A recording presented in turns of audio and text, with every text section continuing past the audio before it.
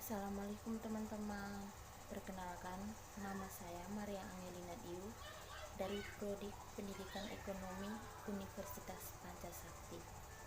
Jadi kali ini saya akan menjelaskan tentang laporan posisi keuangan. Lanjut saja ya guys. Yang pertama, saya akan menjelaskan tentang kegunaan dan keterbatasan. Pengertian kegunaan dan keterbatasan. Kegunaan adalah kegunaan laporan posisi keuangan secara umum adalah untuk menilai risiko-risiko entitas dan arus kas masa depan. Tujuan penggunaan laporan posisi keuangan adalah sebagai berikut. 1. Mengevaluasi struktur pendanaan. Hal ini yang dilihat adalah informasi tentang perbandingan sumber pendanaan melalui utang dibandingkan dengan ekuitas. Yang kedua, menganalisis likuiditas. Likuiditas adalah seberapa cepat waktu yang diperlukan sampai suatu aset dapat realisasi atau dikonversi menjadi kas atau suatu liabilitas dapat terbayar. Yang berikut keterbatasan. Ada beberapa keterbatasan dalam laporan posisi keuangan, dan keterbatasan ini disebabkan oleh hal-hal sebagai berikut. 1. Pemilihan pengukuran beberapa aset tertentu berdasarkan biaya perolehan atau biaya perolehan terdepresiasi bukan pada nilai kininya. 2.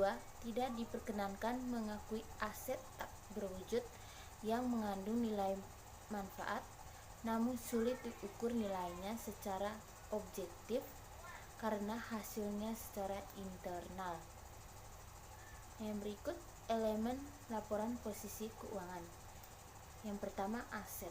Aset adalah sumber daya yang dikuasai oleh entitas sebagai akibat dari peristiwa masa lalu dan dari mana manfaat ekonomi di masa depan diharapkan akan diperoleh entitas.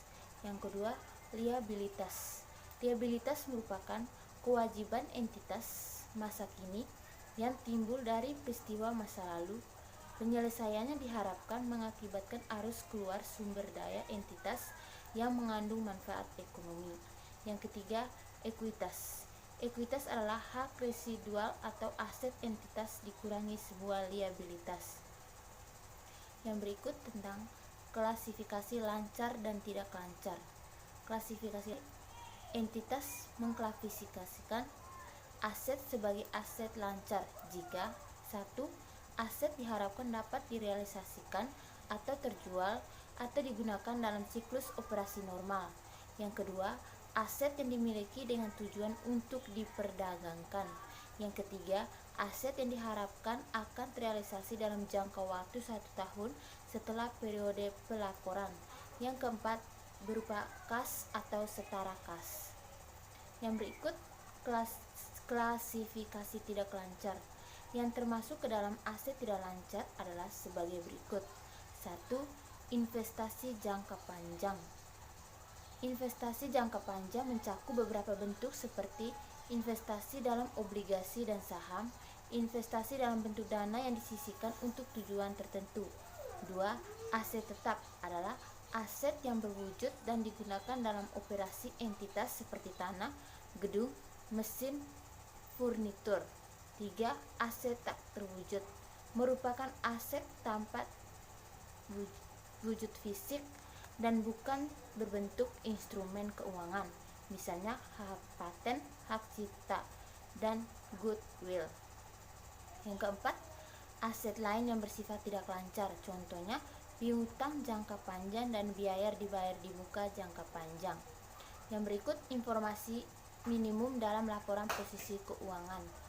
Menurut PSAK 1, penyajian laporan keuangan informasi minimal yang harus disajikan adalah 1. Aset tetap, 2. Properti investasi, 3. Aset tak terwujud, 4. Aset keuangan, 5. Investasi dengan menggunakan metode ekuitas, 6. Persediaan, 7. Piutang dagang dan piutang lainnya, 8 kas dan setara kas. 9 aset yang diklasifikasi dimiliki untuk dijual termasuk kelompok lepas yang dimiliki untuk dijual.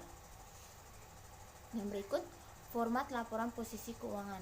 Secara umum, ada dua bentuk laporan posisi keuangan yang biasa diikuti oleh entitas, yaitu bentuk akun dan cara laporan.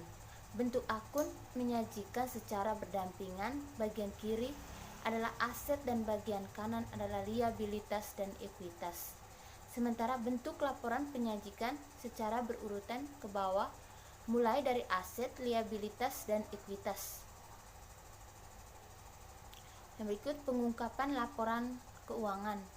Entitas pengungkapan dalam laporan posisi keuangan atau dalam catatan atas laporan keuangan. Subklasifikasi dari pos-pos yang disajikan. Perincian subklasifikasi tergantung pada ketentuan di PSAK. Misalnya, piutang antara piutang usaha pihak ketiga dan piutang usaha dengan pihak berealisasi. 2. Persediaan disubklasifikasi antara persediaan bahan baku, barang dalam proses, dan barang jadi. Pengungkapan yang juga dapat disajikan pada laporan posisi keuangan, misalnya informasi mengenai jenis saham, yaitu jumlah saham modal dasar dan jumlah saham yang diterbitkan dan disetor penuh dan nilai nominal saham. Sekian sedikit penjelasan dari saya. Mohon maaf jika ada kekurangan. Terima kasih.